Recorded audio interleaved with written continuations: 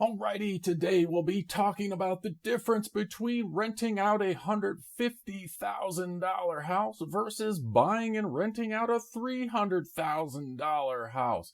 We'll show you the cash flow at the end. Stay tuned for that to figure out which one makes you more money. I'll give you a hint. It's not this one. It's not the $300,000 one. So we'll take a look at an area here and check out the rentals around it.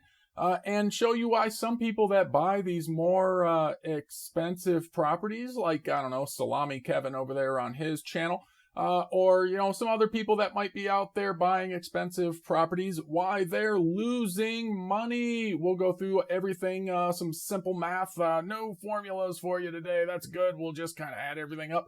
Okay, into the slides.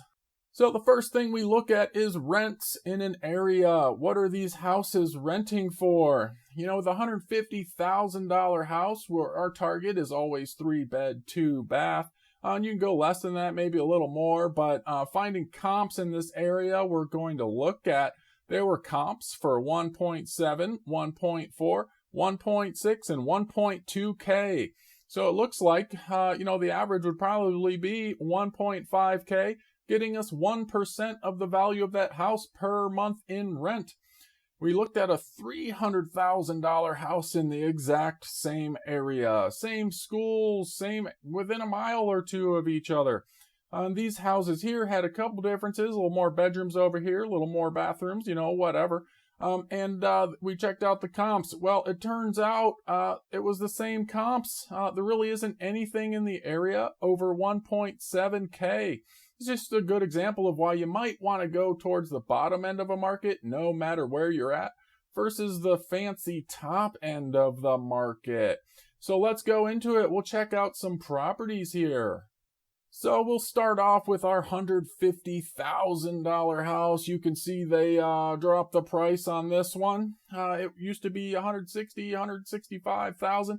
They're dropping the price because it's a 3-bed, 2-bath, 1,200 square feet. And we probably get this one and rent it out for that $1,500 per month. Checking out the pictures, it looks decent. It's got a shower in it. Hopefully it's got a bathtub in there somewhere.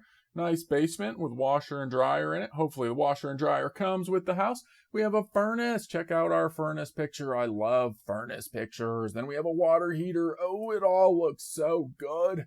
They have a sink in the basement. Ooh, look at that. They got a bar. Our tenant would love that. Just having a finished basement is going to help out in the rental process. We can tell it has a garage right here. And then it has, a little Timothy well, don't maybe cover that up, a little liability thing there. Don't want your tenant's dog or children climbing down in there. You'd be paying to get them out. It looks like we have a bathtub. Yes, this shower looks to be a bathtub. That's good. So we have our bathtub. Who cares what the other bath is? Maybe it's just a shower. Maybe it's a half bath. Doesn't matter. It'll work. Okay, looks good. So that's what you get for $155,000 in this area. Let's check out the rentals now. So we switch over. I already had our rental view pulled up. We have 1.7K, 3-bed, 2.5 bath, 2,500 square feet. A little bit better than our house. That's probably a $300,000 house right there. It's pretty big for the area. And then we have this one, 1.6K, 4-bed, 2.5 bath. All right, what is this here? 1.4K. We'll scroll over. 1.4K, 3-bed, 2-bath. See that? See, it's 1.4K, 3-bed, 2-bath, about the same as our house, but kind of further out of town. So, I would hope that our house might rent for an extra $100 here, considering it has that nice garage and everything in it. But point being, we're going to get really close to our 1.5K rent to value estimate. Then we have this one, 1.3K, 3-bed, 1-bath. So that's not as good as our house. Our house is going to rent for at least $100 to $200 more than this just because we have 2 baths. All right, so I think we're right in there based on what we see in the area here. We have this 3-bed, 2-bath apartment. Apartment's never going to rent for as much, or in most cases, not rent for as much as a house. So we kind of disregard those. They're on their own over there. And there's a 3-bed, 2-bath, 1,100 square feet for, $1,000 over here. That one, we can check that out. I don't really want to because it's a pain in the ass to edit. Yeah, townhouse. So that's kind of the thing. This might be a senior community. I don't know. But yeah, it's kind of a townhouse hotel looking thing. So it's not going to rent for as much as a house. Okay. So yeah, if we get a house, if we allow pets, whatever, we'll most likely get $1,500 per month in this area. Man, that's going to be hard to edit out. Okay. All right, next slide. Let's go over to a $300,000 house. So we found this $300,000 house, same area, a couple miles away from our home that we're going to buy for $150,000. Nice new roof, brick, looks 2-story. That's great. It's 2,600 square feet, 4 bed and 3 bath. So people might buy this and be like, hey, I got an extra bedroom, I got an extra bathroom. It should rent for a lot more, be able to get a, bigger family in there.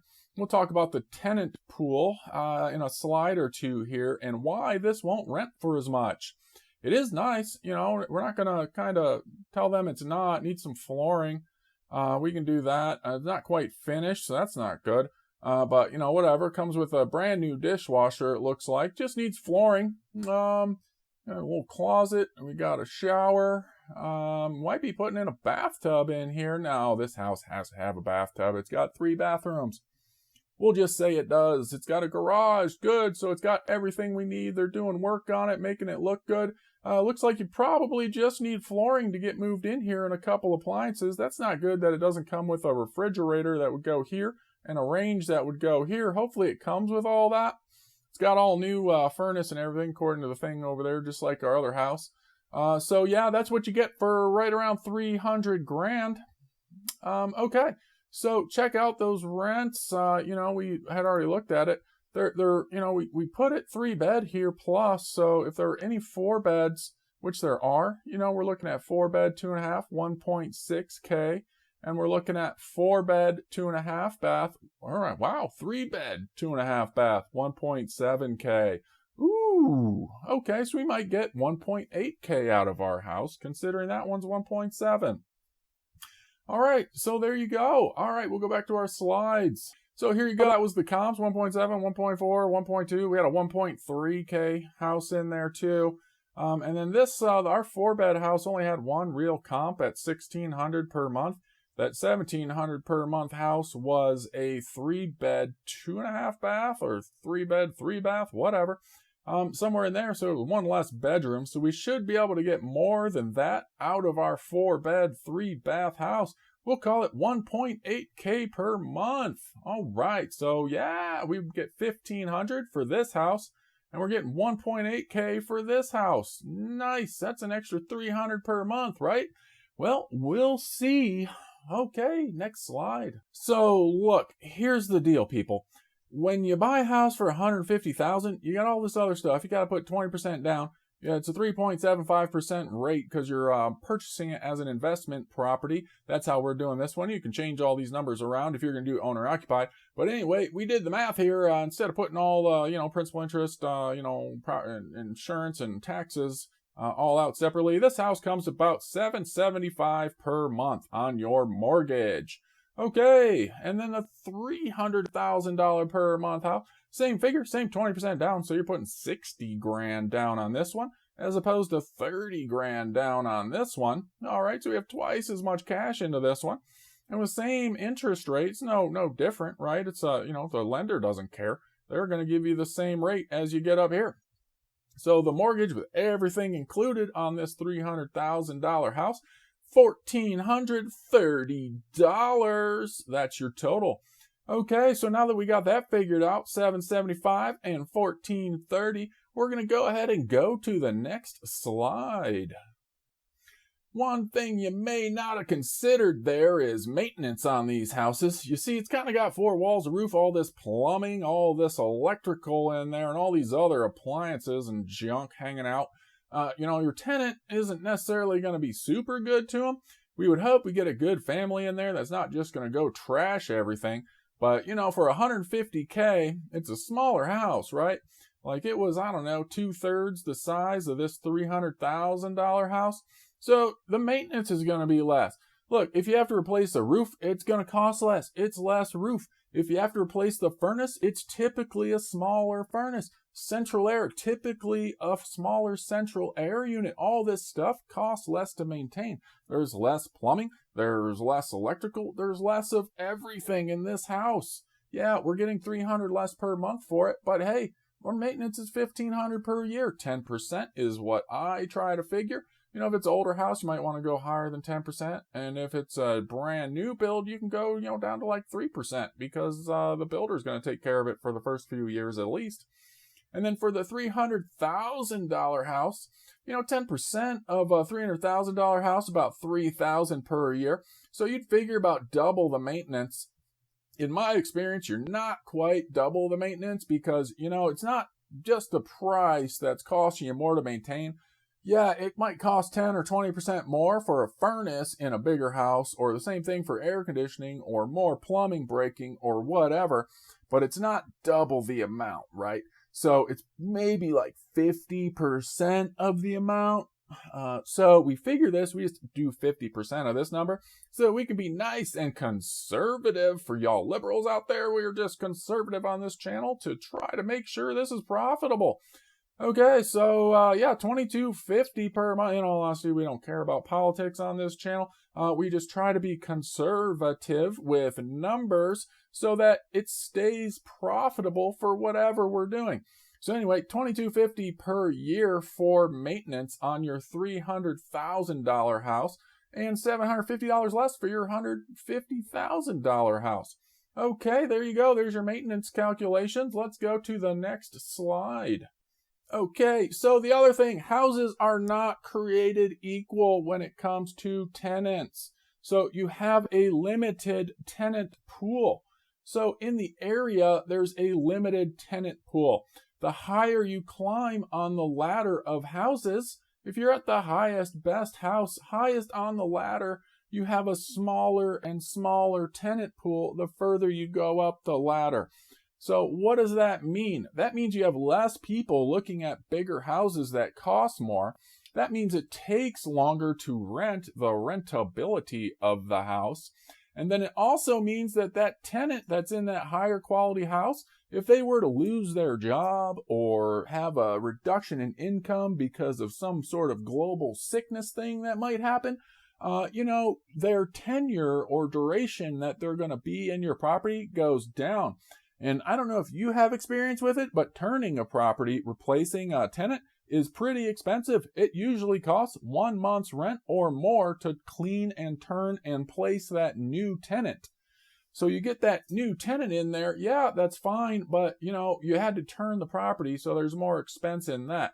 Maybe we should have just made maintenance part of that and just doubled the maintenance over our other house because we have a smaller tenant pool in these bigger, more expensive houses. So keep that in mind. It's not something you can actually quantify, but the smaller and more affordable your house is, as long as it's 3-bed and 2-bath with a bathtub, you're going to qualify in almost every area for the largest pool of tenants, meaning your house is going to rent faster and be more affordable than these bigger houses.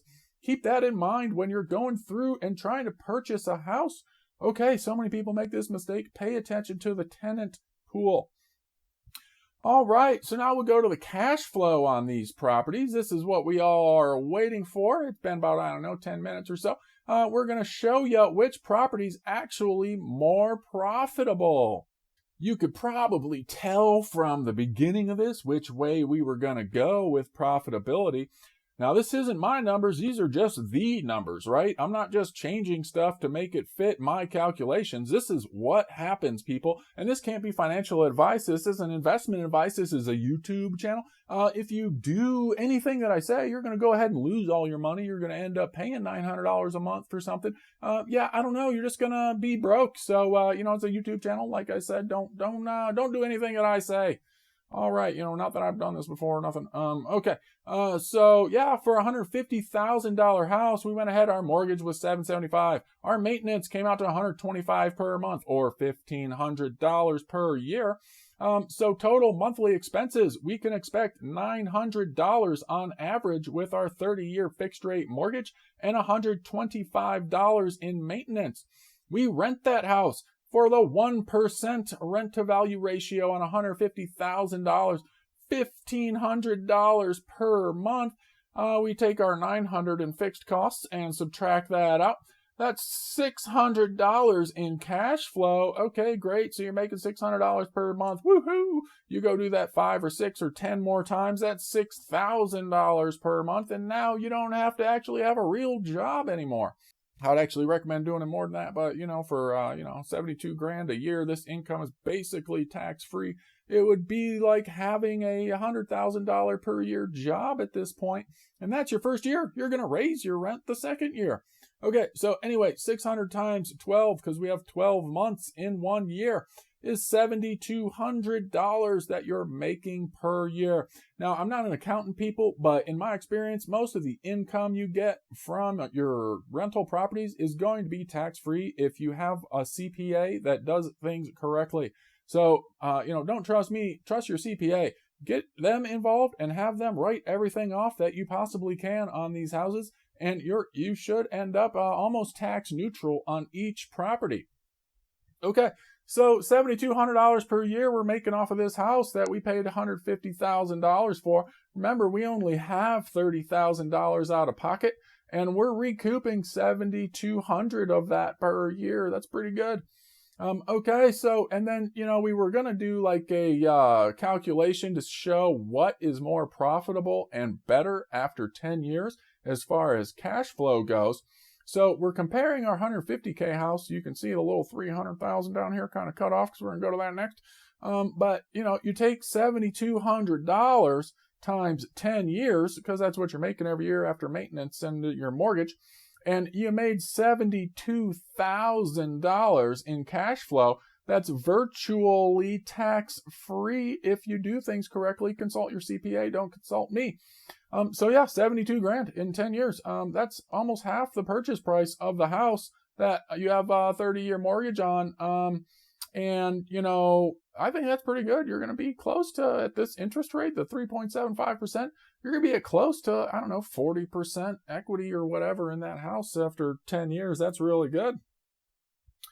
Okay, so our $300,000 house, you can kind of do the math and figure out how this one ends up already, but we went ahead and did the math for you because we know, it's you don't want to do that. You just want to watch a YouTube video. Entertainment only, like I said. But mortgage. So for your mortgage on that house, it was $1,430 per month. Your maintenance at $2,225 per year. Is that what we said? $2,250, whatever we said. Came out to $188 per month. So your total on that house is $1,618 per month that you're paying. You're renting that house for $1,800 per month. Congratulations. That's $300 more than your neighbor who bought that house for $150,000.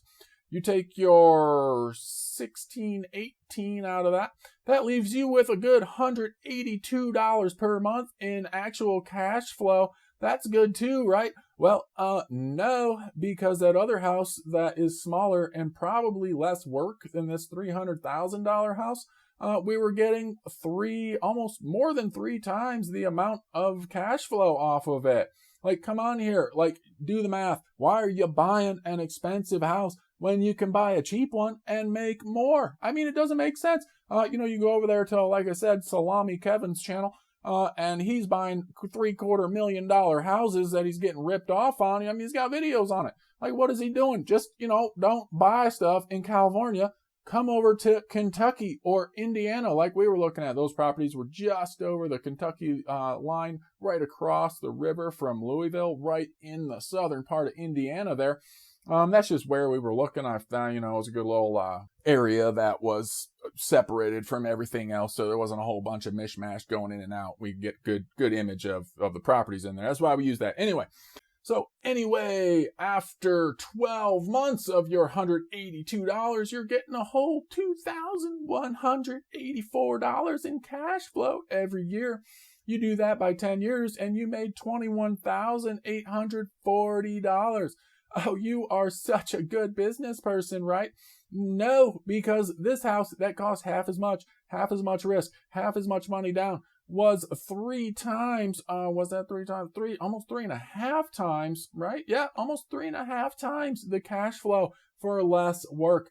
So look, people, think about this when you're buying a house to rent, okay? You want to buy the least expensive thing that's going to make you the most money.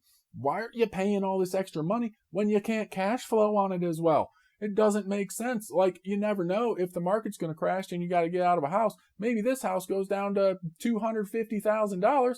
Well, look, you just lost $25,000 on this house.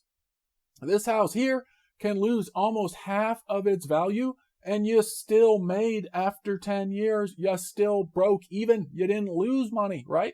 So there you go. That's why you do this. That's why you go with these lower price properties. They actually make you more money. So, I mean, if you're an investor who wants to say you own $10 million in real estate, go ahead and buy these houses, but it doesn't really mean anything because you ain't making no money off of it. So yeah, buy the cheap houses. If you buy 10 of these, you're worth $3 million. If you buy 10 of these, you're worth $1.5 million. But you're making more money, okay? So you just buy 10 of these. Don't worry about the being worth $3 million because you're not. The bank is. Okay, there you go. So yeah, cash flow, buy these houses. Buy the $150,000 houses and under. Don't buy these houses. Okay, I'm done yelling at you. I apologize if that came off the wrong way. But anyway, that's your cash flow figure. You are $72,000 richer after 10 years by purchasing this $150,000 house. So there you go, $150,000 house versus $300,000 house. Your cash flow so much better. It's 3 times the money you make off of the $150,000 house. Just do that. Just go there. It's less risk. It's less hassle.